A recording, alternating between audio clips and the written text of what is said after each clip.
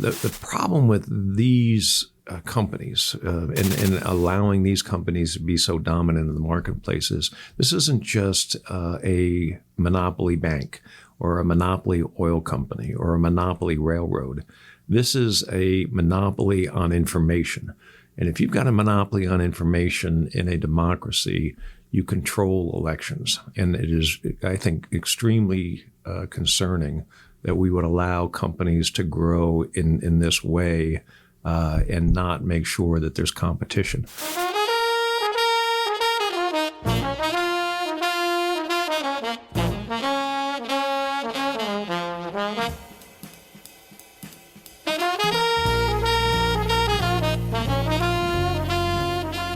Howdy, everyone, and welcome to Moment of Truth, the podcast of American Moment. My name is Saurabh Sharma. I'm the president of American Moment, and I'm joined by no one this week. It's just me. Nick had to do some husbandly duties with regards to potentially going to look and find the house that, we're pretty convinced none of us are going to ever own because we are under the age of 40 and the boomers appropriate all the wealth to them. Kidding.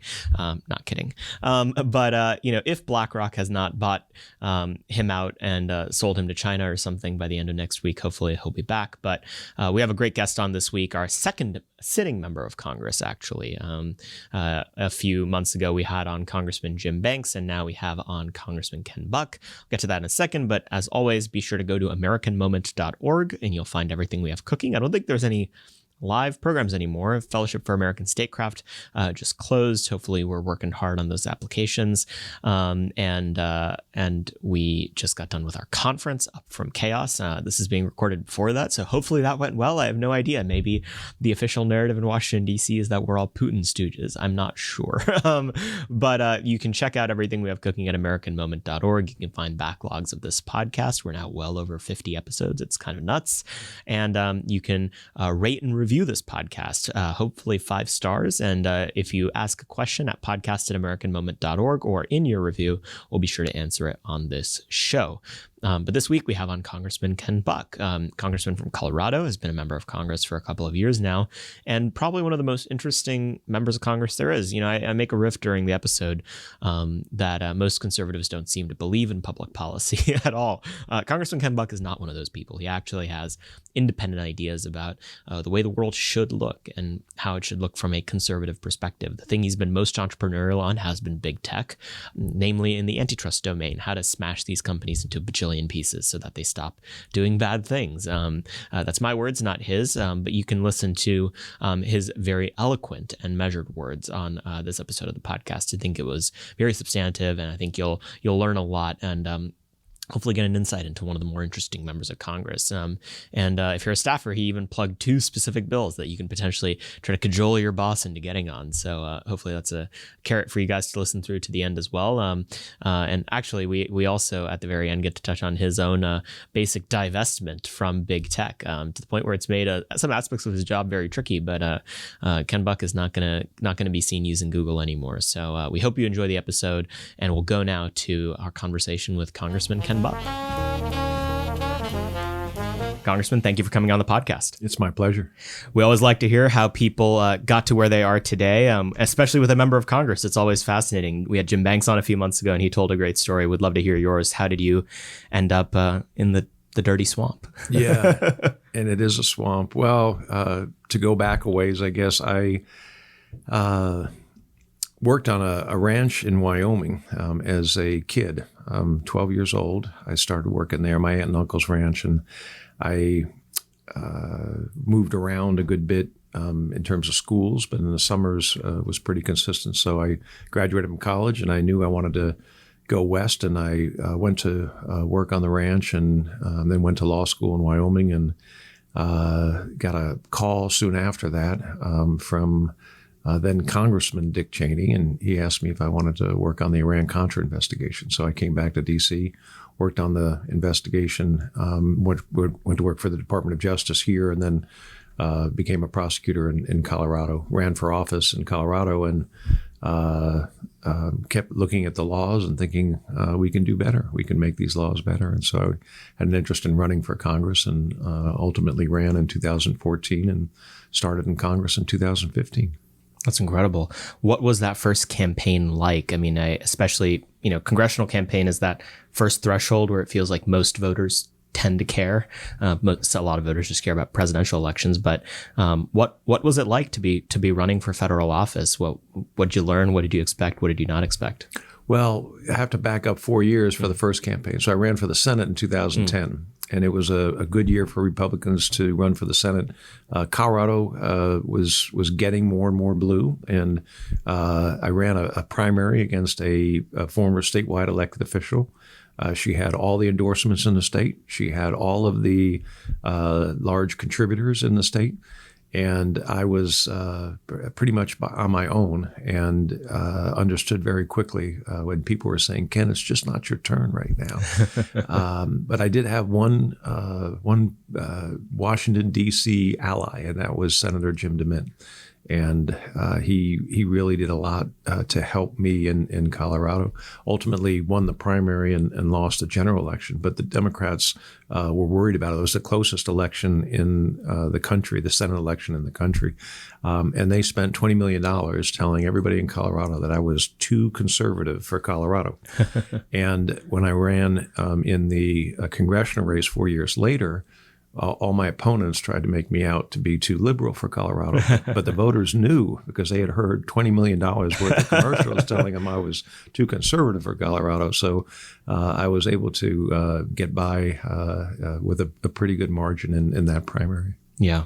What kind of, I mean, it feels like a century ago in some ways. What were the big themes of that cycle? What were the issues that people were really running on? So I've always run on the same issue, whether it was 2010, 2014, or 2022, and that is spending. We spend too much money, and if we get federal spending under control, we also get the growth of government, in how it relates to interfering in state government functions, in private business functions, in individual liberties, and so I am a big proponent of making sure we don't go down the path of continuing this crazy spending. I have not been very successful lately. COVID was certainly a time where we just kept spending and spending, but I am still convinced that the path that we need to go down is to be more responsible with our federal spending. Absolutely. When you first got elected, that was a time of a lot of energy and change inside Congress, and you were part of the group of people that eventually would go on to found the Freedom Caucus, right? What was that like, being part of that, merry gang of misfits? It was great, actually. They had, before I got to Congress in 2015, they had a few different groups. Justin Amash had a Liberty Caucus, and Jim Jordan and Mark Meadows had a caucus, and Thomas Massey had a Second Amendment caucus. And so there were some different conservative caucuses, but there was an effort when I got to Congress to bring them together into the Freedom Caucus. And we argued about bylaws, and we argued about all kinds of issues, but it was really a good opportunity. A lot of smart people, Mick Mulvaney, and so many really good, thoughtful people around the table talking about policy. And it was a great introduction to Congress because everybody there felt passionately and had a lot of background on different issues. And so I was really fortunate to be on that ground level for forming the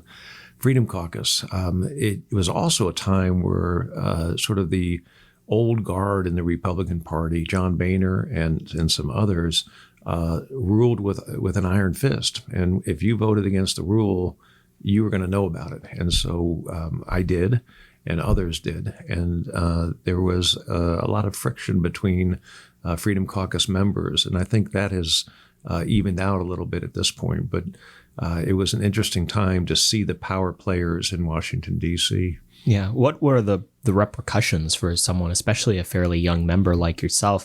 I know that one of the ways that Washington really gets new members is there's carrots and there's sticks. And this is part of the reason we're so grateful for the Conservative Partnership Institute, because they help even that out. But what were those pressures that were on you at the time to go along and get along, as opposed to do something bold like what you ended up doing? Well, In my view, there were big sticks and little sticks. I didn't see too many carrots from my perspective, but I did see the leadership and how they acted. So I voted against the rule at one time, and there was an effort, and I'm not sure exactly who in leadership started it, but I was the president of the freshman class because Jim DeMint was, and I thought, well, this is great. I'm going to do something that Jim DeMint did. So I was president of the freshman class, and there was a coup attempt to take me out of being the president. And many good allies on the outside, Ed Corrigan and some others, started getting the grassroots involved and calling into offices. And so the coup failed. But literally at 10 o'clock at night, they said, we're going to have a meeting at 8 o'clock in the morning, and it's to remove Ken Buck as president of the class. And that attempt failed. They also, for the same vote, they tried to take Mark Meadows' position as a subcommittee chair on oversight and government reform away from him. We ended up having a meeting, the Republican members, and threatening to remove the chair of oversight and government reform if he removed Mark. And so that failed. But one of the things that we as a group learned was the ability to remove a chair, including the speaker. And not too far after that, Mark Meadows actually filed the petition to remove the speaker, and that started a whole new, really a different attitude in Congress in a lot of ways. Mm-hmm. Moving forward, you've really made a name for yourself as the leading Republican on the issue of big tech in the House. I don't think that it's even close, really. I mean, there's a lot of members that like to go on TV and talk about it, but in terms of actually trying to put brass tacks to policy, you're the leader. I have to imagine that, especially, with a lot of the issues that got Republicans engaged in the 2010s, that there's quite a bit of thinking that led you to start to think differently about this issue, about regulation in this domain in particular. Walk us through the story there. What initially piqued your interest about big tech, and why is it an issue that you look at differently than maybe some others?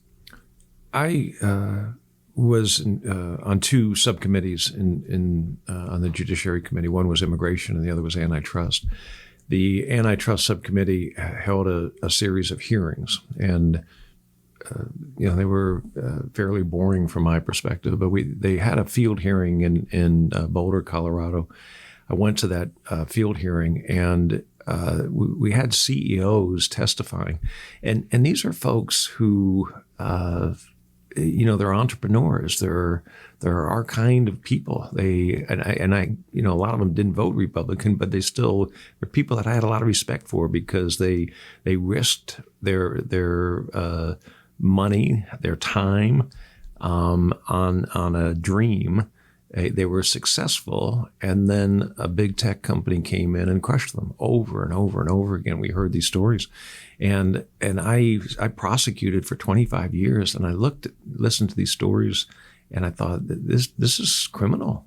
These big tech companies should be prosecuted for this kind of conduct, and so it really got my blood boiling, and that was sort of the motivating factor. I started looking into the activities more and more, and just convinced that we needed to do something, and developed a working relationship with David Cicilline from Rhode Island, who is the chair of the Antitrust Subcommittee. When the position came open, after the 2020 election, I made my desire known that I'd like to be the ranking Republican on the subcommittee, and Jim Jordan selected me, and I was able to work more closely with Chairman Cicilline on moving some of these bills forward.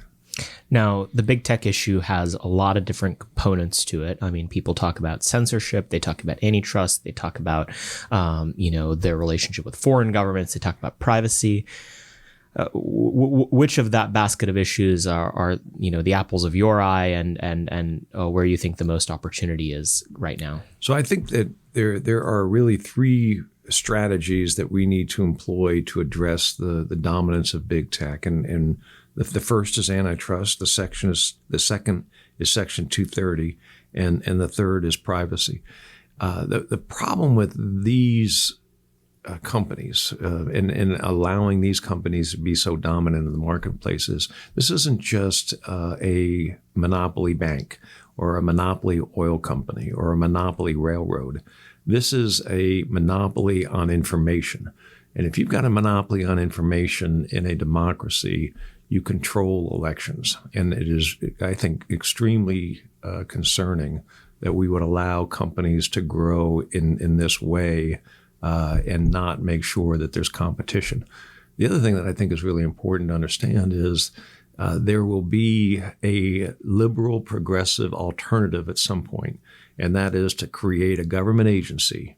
And it will be, when we had a railroad monopoly, we had the Interstate Commerce Commission.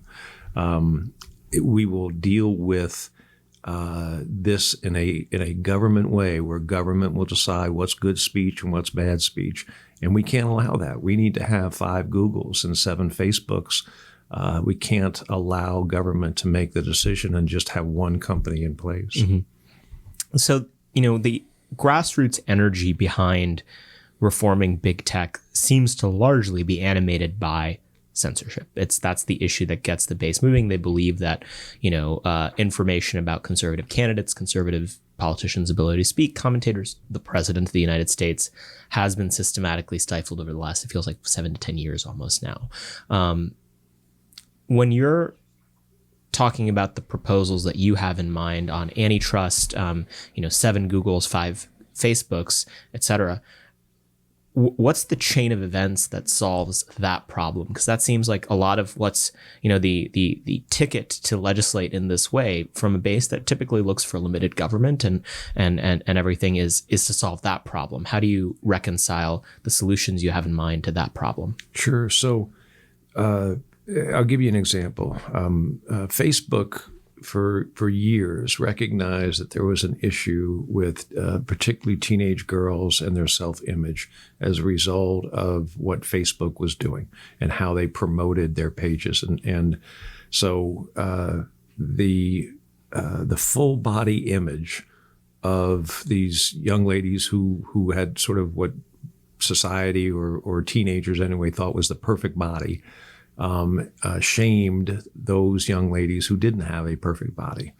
And the idea is that if we have 7 Facebooks, one of those Facebooks is going to say, well, wait a second, there's a problem over here. We can fix that problem if we only allow images from the shoulders up for all people who are under 21, under 20, under 18, whatever, or over that age.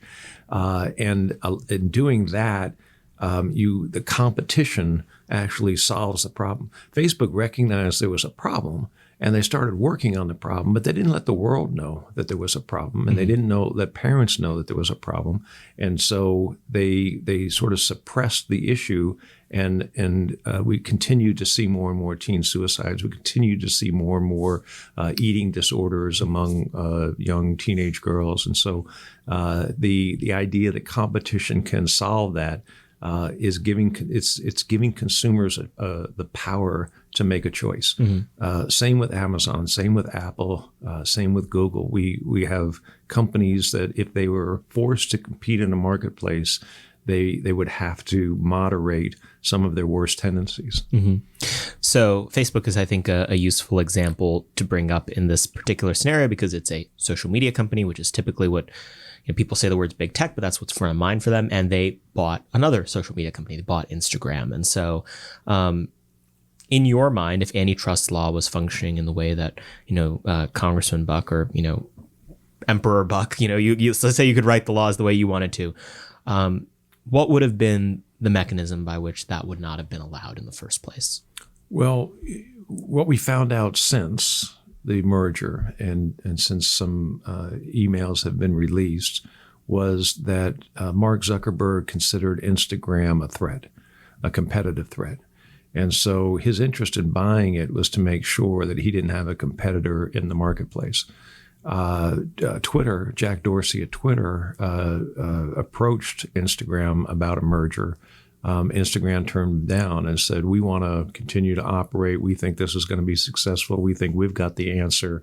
And they started operating, continued operating. Mark Zuckerberg threw so much money at them, there was no incentive. Plus, he gave them the ability to run their company. Mm-hmm. It's only after several years and they see the Facebook model that the original owners of Instagram resigned and walked away from their product because it was harming people, and that's not what their vision was for the product. Mm-hmm. So the one issue that certainly is relevant is to make sure that we don't allow mergers. And there were 750 mergers during the Obama administration in the tech area that went unchallenged.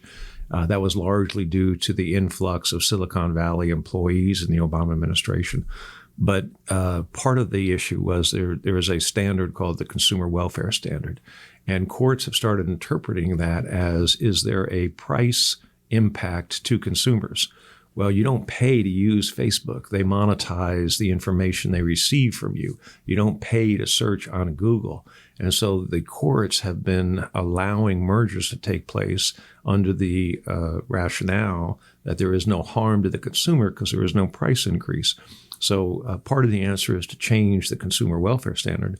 And part of the answer is to make sure that we scrutinize more carefully the mergers.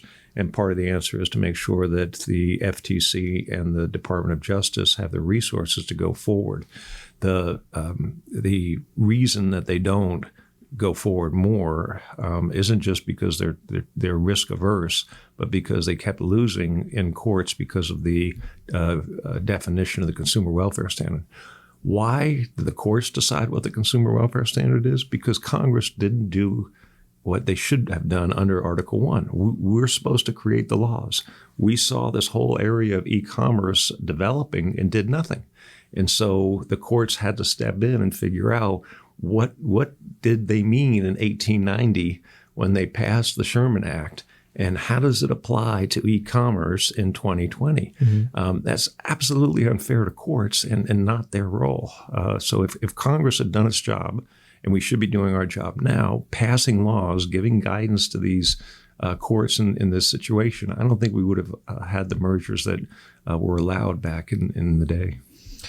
In the traditional conservative imagination, the kind of the two poles of this conversation were consumer welfare standard, which was the sort of conservative position, and then anything that the left would come up with, which would be inherently worse. And so it seems like conservatives circa 1998 to 2015 would have looked at the situation and said, stasis is better than any change because change will almost always inure to our detriment. What's it been like to try and convince your colleagues and other people in the movement that may not be the case, that we do need a new law? Well, I think it's obvious to people the harm that's occurring as a result of allowing these companies to get so big and to control so much information. We know that Google changed their algorithms at some point in mid-2020, and that change in algorithm benefited Joe Biden and it hurt Donald Trump.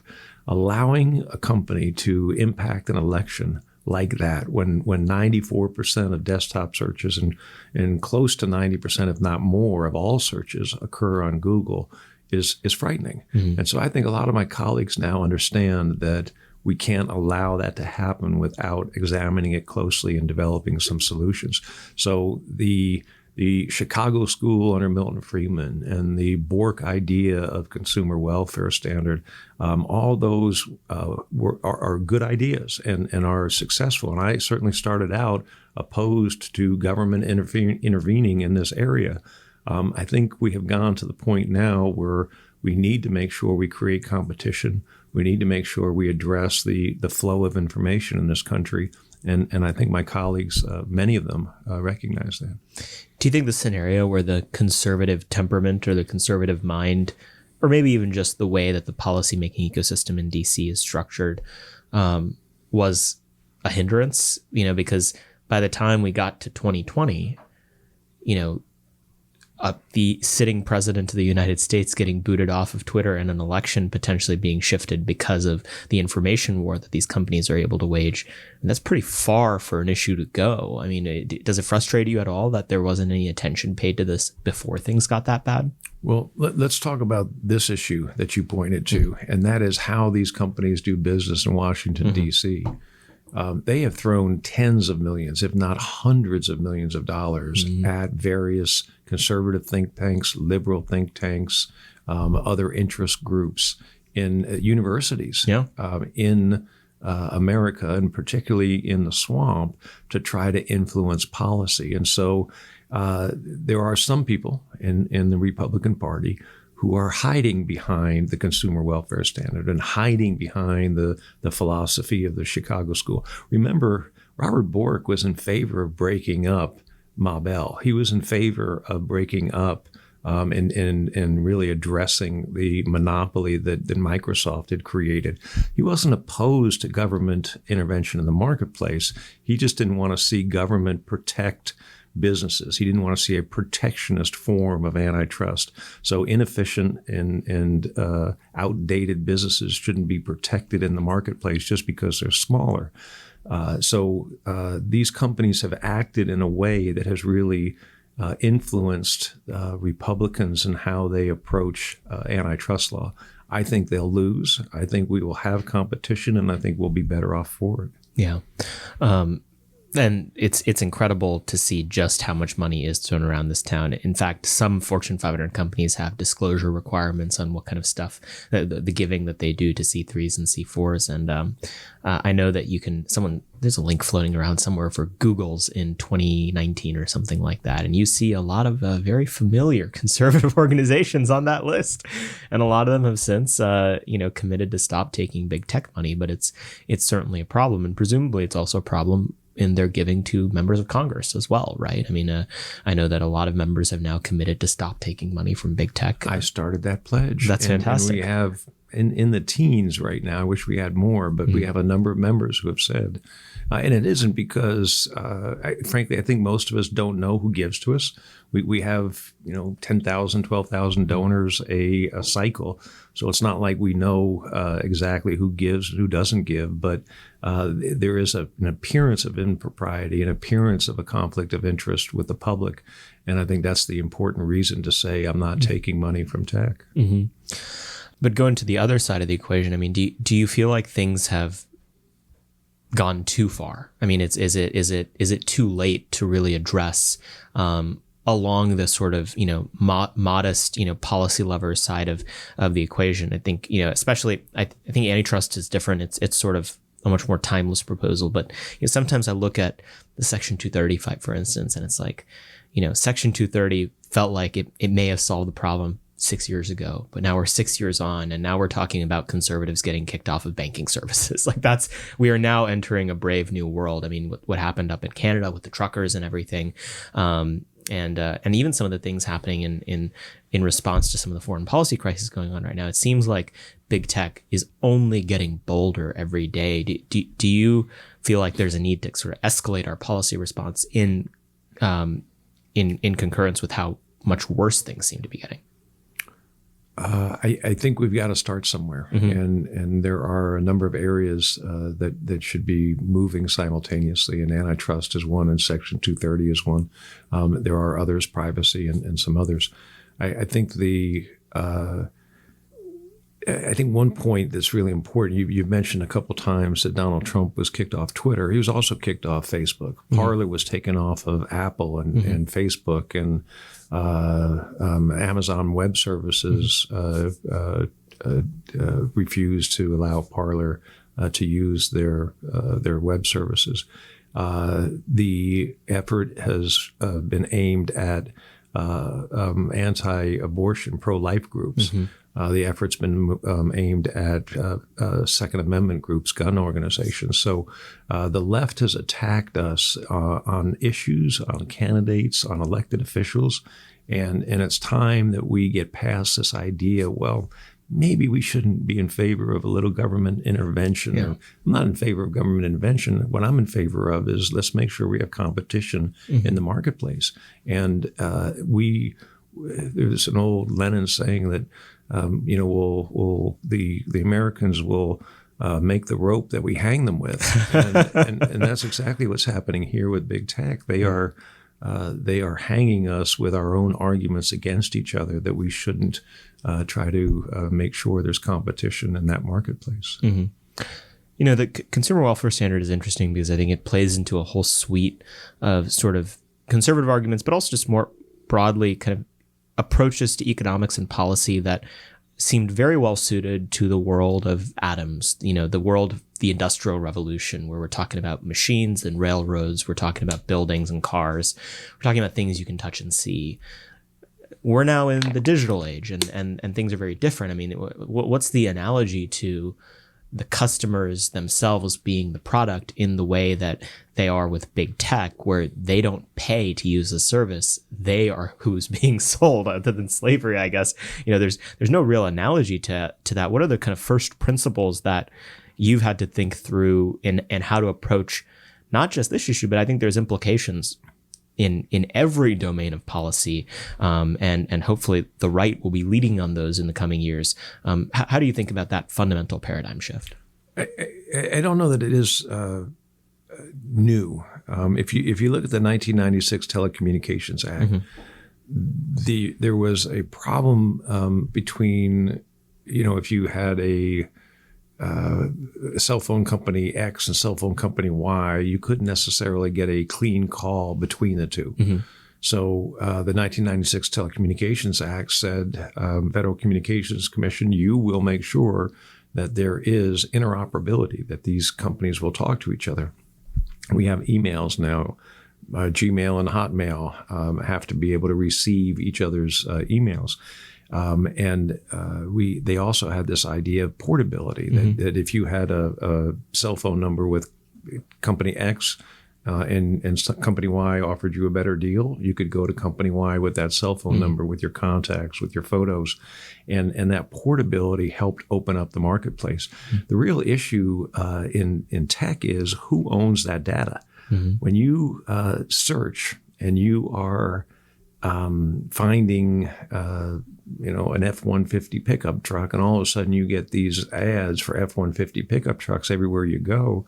Who owns that? If you wanted to take it from Google and go to Bing, can you do that? And you can't right now. So one of the things that we have to make sure is that individuals own their own search history. Mm-hmm. And if we get to that point, I think we will help competition. And so there are really good ideas based on the Telecommunications Act, based on other principles in antitrust law that will help the marketplace open up. One of the recent news stories where you were featured was, I believe it was in Politico, maybe in Axios or something.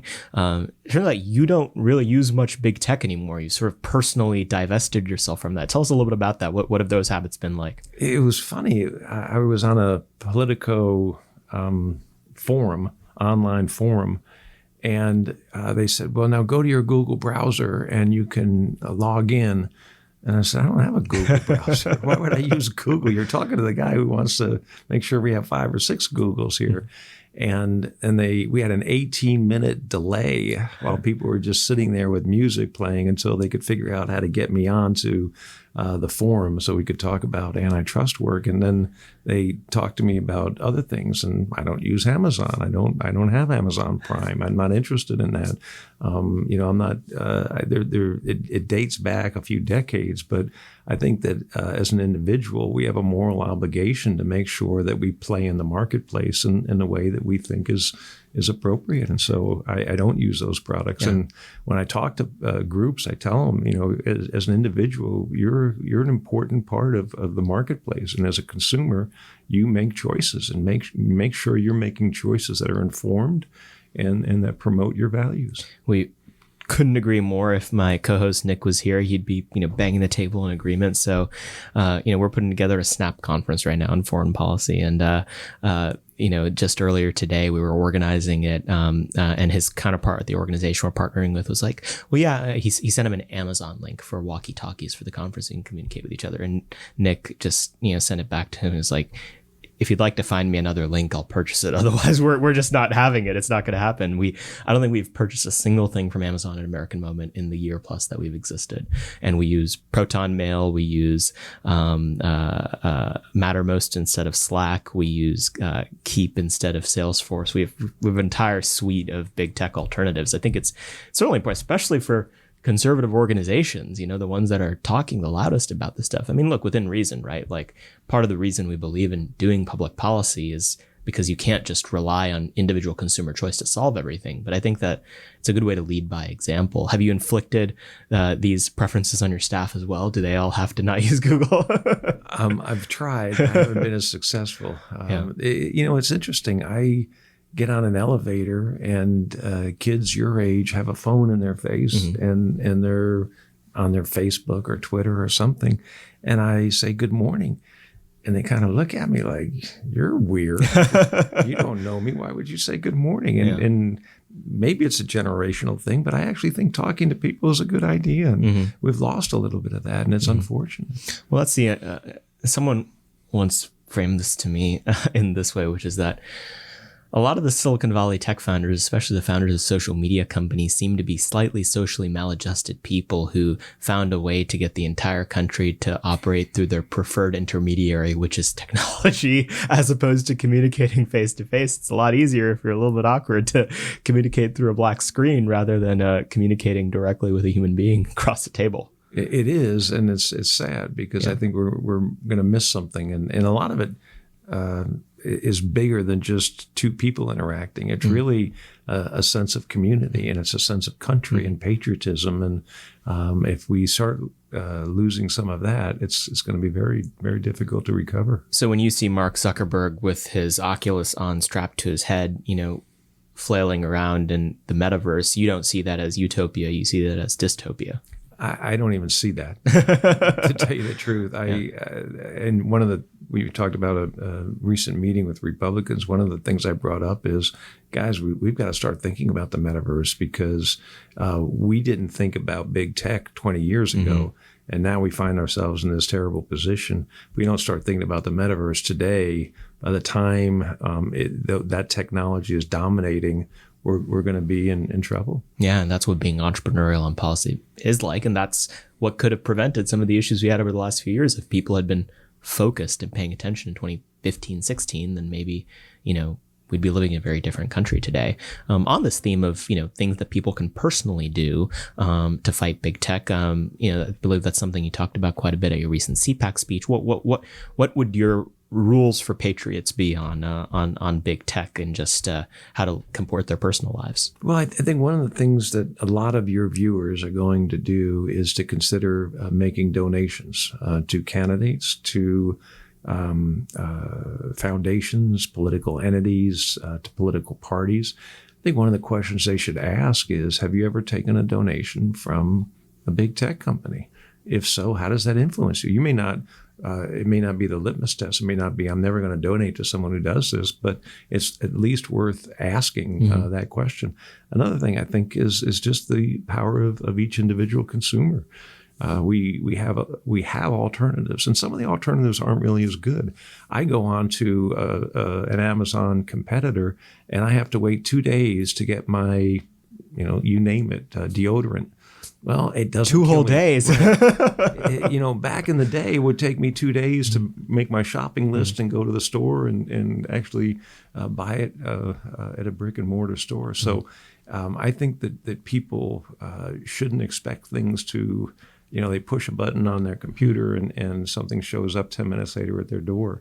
We can actually survive and make good choices and make sure that we are living in the country that we want to live in, which is a country that really respects small business and try to foster that sense of community. Yeah, I don't know where the right went wrong on this.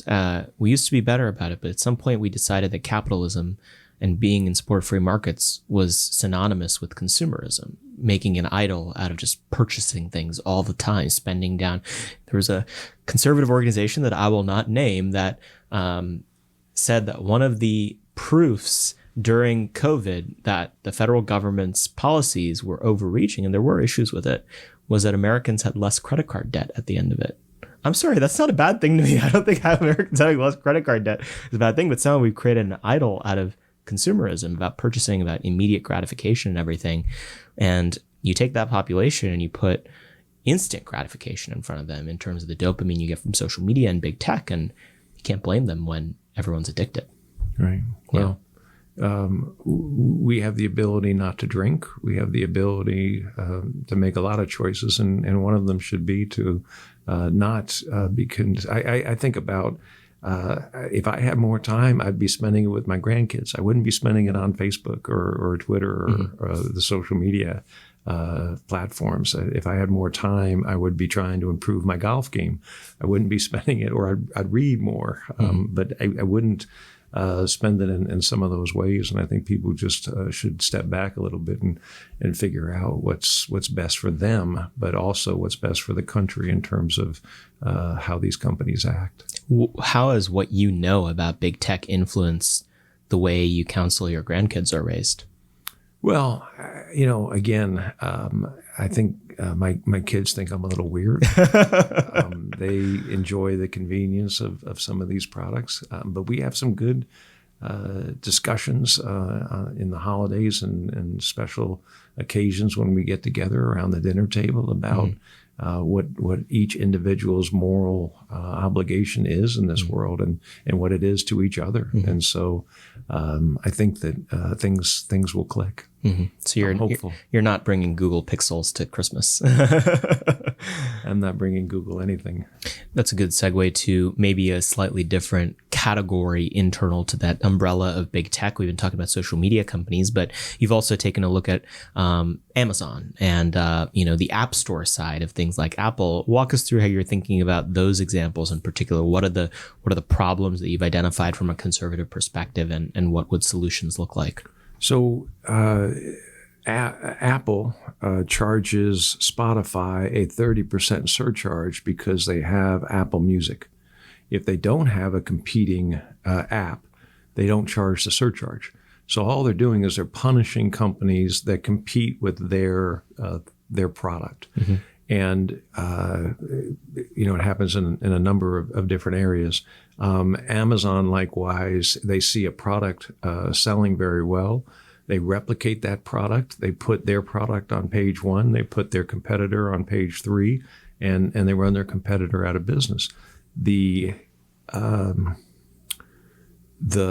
discrimination of competing products is something that can be banned, can be outlawed, and is anti-competitive. If Apple Music is better, let it compete with Spotify. If you charge everybody a 10% surcharge to be on the App Store, put that same surcharge on Spotify, one of your competitors, but don't increase that surcharge. So the non-discrimination bill is just that. You can't self-preference. And that idea, we hope, and I think it will, produce competition in the marketplace and better products, make Apple Music even better if they want to make sure people listen to it more than Spotify. There are some other bills I think that are helpful. One is a bill that gives state attorney generals the ability to sue in their home states and keep those lawsuits in their home states. Under the Clayton Act in 1913, Congress gave the federal government the ability to sue in any jurisdiction in the country, but state attorney generals and private parties were lumped together, and a judicial panel makes a decision on where those cases go. Many times too often, those cases have been sent to the Northern District of California in Google's Gee, I wonder where that is. Right. And so that the jury pools and others are influenced by the big tech companies. And so we're hoping that bill passes. We have more than 107, 108 Republicans who are committed to voting for that bill now, because I put a discharge petition on the floor. So there are some bills that I think will move this Congress and be successful this Congress. What's the process of working with Democrats been like? I mean, you were a Freedom Caucus guy. You were sort of the right wing of the right wing party. It's got to be a new experience in sort of working on major legislative proposals with left of center members. What's that process been like? What's been the avenues where you have found a lot of success? Where have you kind of decided just not to talk to them too much? What's that been like? It's really interesting. I came here sure that I was going to not like a lot of Democrats. And on a personal level, I think the longer you're here, the more personal relationships you develop. A lot of times, like Jonah Goose is from Boulder, Colorado, and he and I fly on a plane all the time together, and we talk about issues. And there was a Camp Amachi where Japanese Americans were interned during the FDR administration after Pearl Harbor. We worked together to make that a National Historic Site.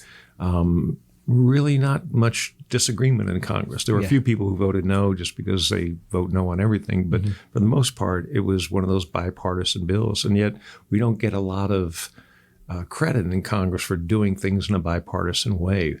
The tough thing in antitrust is a number of my allies in antitrust were over the top anti-Trump. Democrats.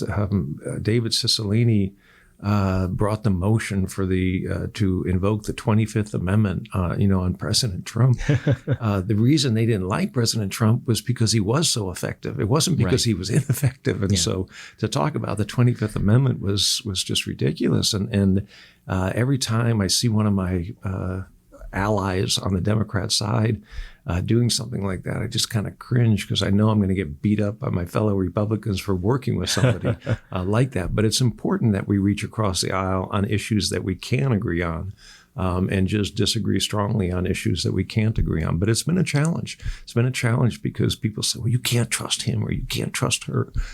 Well, we've got to work together. We've got to make sure we have a majority. And the key to having a majority in the House is that the Senate will consider something. They've got to get to 60 votes. They're at a 50-50 tie right now. So if we bring a bipartisan bill, there's a good chance the Senate will consider it. If we bring a partisan bill, probably won't get through the Senate. Right. No, I think your approach is the right one because, I have pretty interesting beliefs on basically every single issue our organization does. And the coalition looks not dissimilar in character to the one that you've created around antitrust on each of those issues. You have some Democrats and some Republicans, and there's some in both parties that don't agree for whatever reason, and actually moving the ball forward on legislation as opposed to just talking about these issues all day, which is what it feels like. Unfortunately, a lot of our politics is about involves finding and making those coalitions. And in the realm of big tech, antitrust seems like the place where you can make the most out of a sort of tactical ecumenism because I've talked to people who, there's Democrats who will hear you out on antitrust who have no patience for a Section 230 conversation because they want less speech, not more speech. But if they can agree that they don't like this big tech company and we can agree we don't like this big tech company, then smashing with a hammer probably is something that you can agree on. What has the other slices of the pie, on privacy, Section 230, has that been harder to partner with Democrats, or have you found that? Well, the challenge with Section 230 is the Democrats don't agree about how to fix it, and they will be in the White House for another 2 years.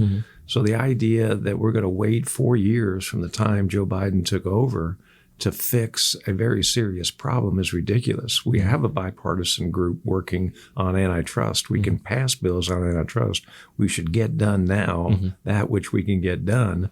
And if there is a time when we have a 60-vote majority in the Senate, when we have a majority in the House and we have the White House, then we can maybe fix Section 230. But talking about Section 230 and saying, we don't need to do anything on antitrust, this is the real answer, you can't get there.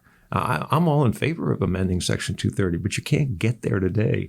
This is something we can do today and we should do. In a more macro sense, what have the last few years, taught you about how to think about issues as a conservative? I mean, obviously this is sort of the cutting edge of what policy looks like coming out of the right. What is that process for you of sort of reconsidering core tenets of what it means to be on the right, to be a conservative? What's that been like? It's really a fascinating journey. I've had a lot of time visiting with my friend Mike Lee and my friend Ted Cruz and Dan Bishop and Andy Biggs and others in the House, and having discussions about is government intervention and making sure that government sues and brings antitrust cases against these monopolies, is that bad if 10,000 small businesses are able to innovate and grow and compete? Is where do we fit as a party? And I think Donald Trump really was a genius in how he redefined what it means to be a conservative. We are not the party of mega international multinational corporations. We are the party of the working man. And to understand that in Donald Trump's world was to sort of connect immigration with wages at home, illegal immigration with wages at home, to connect trade agreements with China with wages at home. And we're doing the same thing now with these big tech companies. How do these tech companies treat the average American? And how, by the way, when they go to China, they have a whole different set of rules. Mm-hmm. They're only interested in making money, but here they're interested in making way, way too much money and at the same time being woke and discriminating against conservatives. Mm-hmm. And so Donald Trump has said over and over again, we should break these companies up. I'm not sure that that's the only answer that we should pursue, but certainly more competition is part of the answer.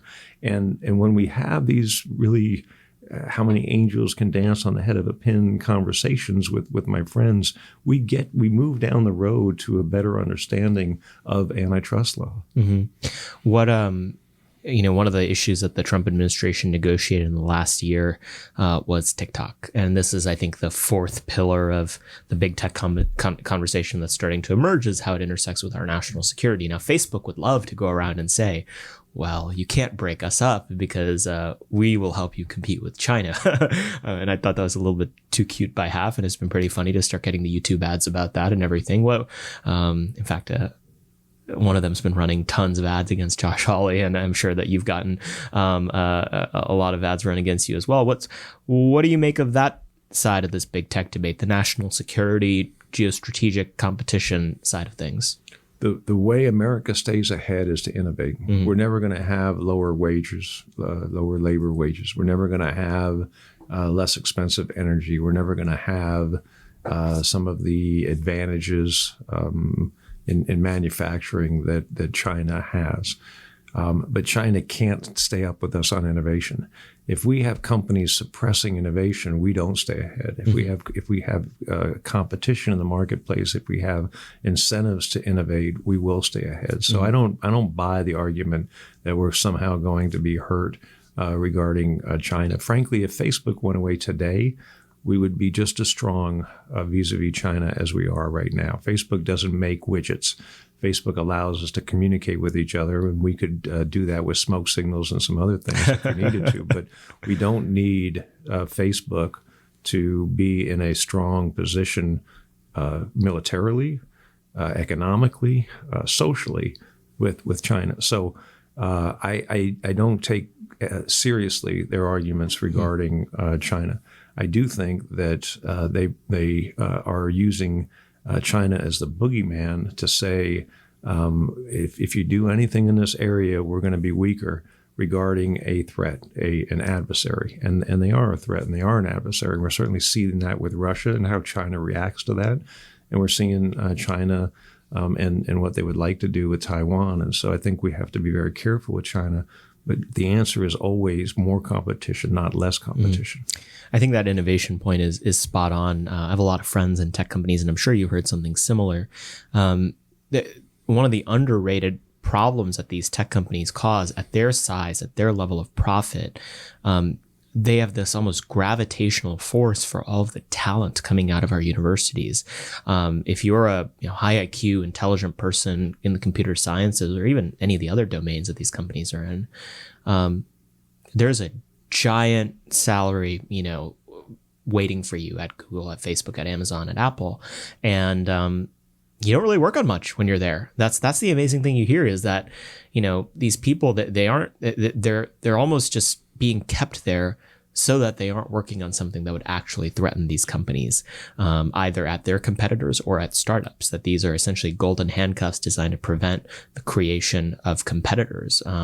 So the labor side of this is, I think, a very underrated one. And the sheer profits that these companies have that allow them to essentially fund people to twiddle their thumbs all day has to be part of it. Why do you think that these companies are, I think it's, forget what the exact stat is, but it's something like out of the Fortune 50, like an obscene proportion of the highest market cap companies are just these big tech companies. In some cases, ones that don't even create any physical products. Why do you think that is? Why are they differentially so much more economically successful than companies that make things, that make tables and books and, cameras and so on? Well, and if you look in the last 100 years, big tech and big pharma, the profits are just gigantic compared to all the other industries in America.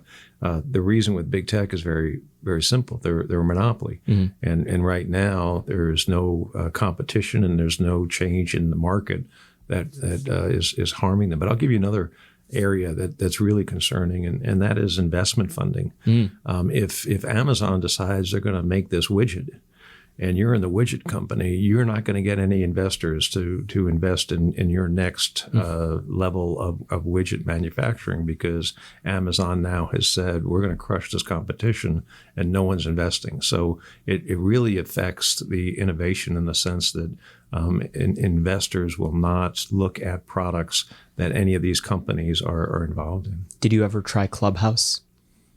Clubhouse was this audio room only social media company that started in early COVID. And the idea was that it was almost like a digital salon. You could walk into these rooms, there was a speaking set and there were listeners, and then you could go in and talk to people. And they experienced a serious boom. They were onboarding like millions and millions of users. It was absolutely crazy. And then all of that stopped the day Twitter implemented its Spaces function, which is the exact same thing. They had the incumbent audience from having the Twitter user base, and Clubhouse had, I think, raised a pre-seed and a seed stage, and I don't think they've raised a Series A, because which investor is going to look at Twitter getting into this? And I'm sure if it had the feature had any more success, Facebook would get into it too, and then decide to get in as a Series A or Series B investor for something like Clubhouse. Right. Yeah.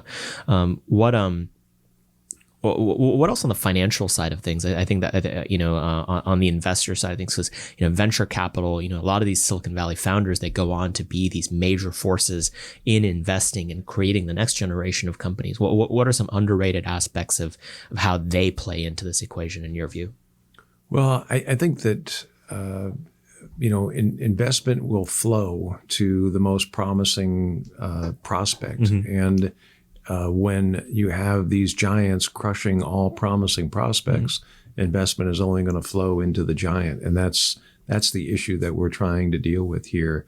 If Instagram, if that merger was struck down and Instagram competed with Facebook would have had to create what Instagram had. Instagram would have a head start in that process. There would have been at least one competitor, and perhaps even some venture capital flowing into that as a promising competitor. But given the business model and really actions that these monopolies have taken, they've cut off lines of investment for competition. Congressman, we have a lot of staff and in some cases some members that listen to this podcast. And so they may work for members that have not yet signed on to the variety of bills that you've been advocating for. What are the 2 or 3 top bills that you're working on in this big tech space? And if you want to give this kind of 60-second pitch for each of them and why members should sign on. Sure. So the first one I mentioned already, and that is the venue bill. It gives state attorney generals the ability to sue. It's a great Republican This is the antitrust bill. discharge petition. And it seems like it's the furthest along of everything you've been working on. It is the furthest along, and it really is a bill that promotes federalism and promotes states' rights. The state can sue in its district, and Google can't move it to the Northern District of California. And so it's good in a lot of different ways. Kevin McCarthy has signed on to it. Jim Jordan voted for it in the Judiciary Committee. I think there is a lot of good support across the spectrum. So a lot of folks haven't looked at it yet. I think if they look at it, we'd have 150, 180 Republicans on that discharge petition. We've had the first assistant and deputy attorney general of Texas on the show, and I know them personally, and they're very excited because the Texas Attorney General's office has been one of the AGs that are most excited to go after these companies, and this would make it much more possible for them to do so. And Texas is a great example. Texas sued Google because of the ad tech situation and the way Google is really monopolizing and abusing its position in the ad space. That case was moved to the Southern District of New York or the Eastern District of New York. So now you have Texas attorneys having to go to New York City to defend the case, and you've got Google hiring a New York City law firm, again, playing in a backyard with that law firm. And so we've just got to stop that. And I think it will. I think Speaker Pelosi will put that on the floor within the next few months, and we will get that passed. The next bill that will be on the floor is the non-discrimination bill, which prohibits self-preferencing by Amazon and Apple and Android and other of those companies. From there, it gets a little more questionable. I'm not sure. We passed 6 bills. We've got 3 or 4 others that are sort of out there, and I'm not sure. It really depends on what the Senate has an appetite for, how much floor time they have to decide whether we're going to take another risk on other bills in the House. But I think you'll probably see a total of 4 or 5 bills move in the House before November. You mentioned the paradigm shift that you've experienced, but also been a part of that President Trump started to create in the party. And, I think that, a member of Congress only has so much time in the day. So the fact that you've chosen to focus on this area internal to the economics issue vis-a-vis antitrust and law enforcement is great. But you take votes on all sorts of issues. What else have you sort of maybe started to rethink? What have the last couple of years made you kind of scratch your head and wonder maybe conservative orthodoxy on this given issue is not quite right, and maybe there's a different way to be a conservative on it? I mean, there were lots of themes to President Trump's run in 2015-16, trade, immigration, foreign policy, and so on. What else have you been kind of rethinking? Well, the fascinating thing about my job is I don't get 100% of what I want. We started here on antitrust bills, and now we're here. And by the time they pass, we'll be over here because the more people that join, they want something, the bill changes. A lot of times it becomes better. It's not just a matter of compromising away good principles. The bills get stronger when different eyes are on the bills.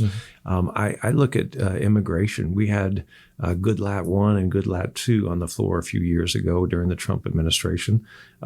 Good bills, but they weren't good enough. We had to find a way to get another 10, 12 votes to be able to get those bills across the finish line, and probably 40 or 50 more. So to make sure we got the bills through the United States Senate. So I think one of the real challenges is how do we get immigration is not a difficult issue to solve.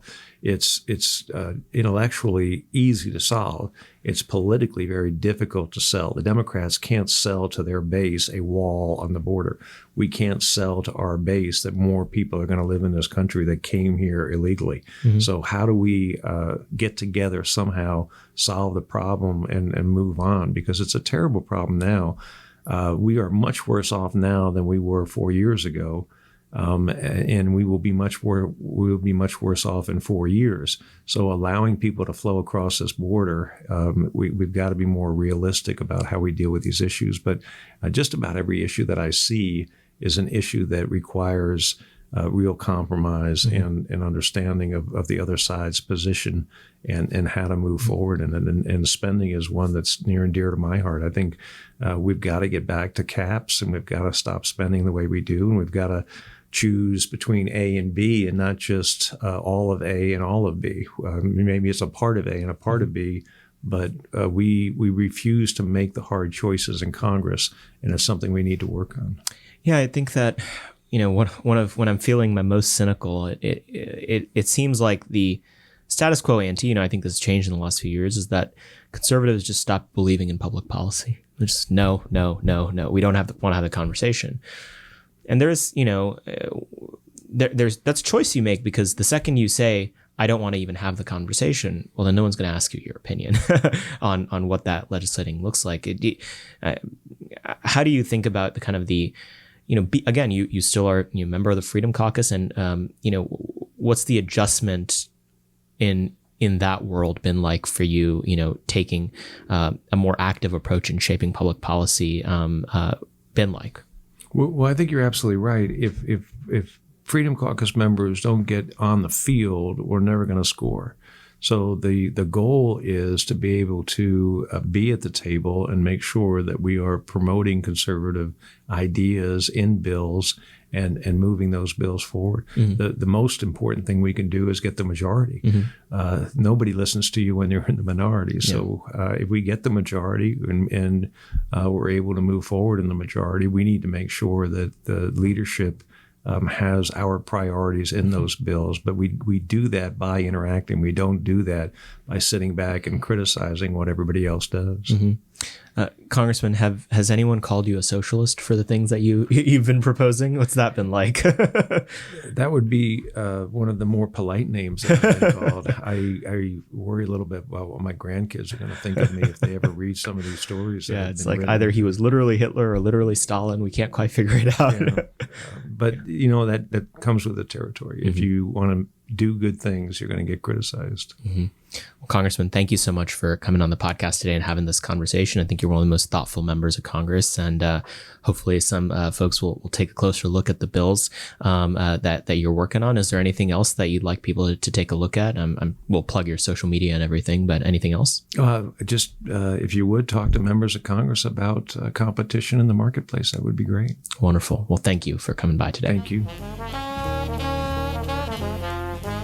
Hopefully you enjoyed that conversation with Congressman Ken Buck. I told you, measured, smart, capable. He's a great member of Congress, and we were very honored to have him give a good chunk of his time here on Thursday evening to come talk to us. And so, in fact, after we stopped taping, he thought of something else he wanted to talk about. So really generous with his time. And we say thank you to his staff and him for helping make this happen.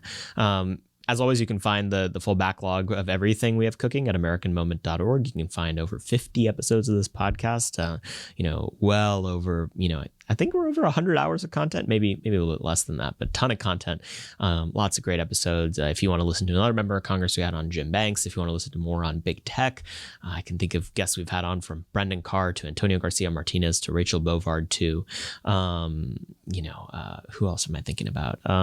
Will Chamberlain. We've had on tons of episodes about big tech at this point. Adam Kandub. It's great. Probably the issue we focus the most on, because it seems like the issue where we may actually get something done here soon. And so if you want to read more about all the different proposals to potentially do something about big tech, you can go to AmCanon, AmericanMoment.org/AMCANON.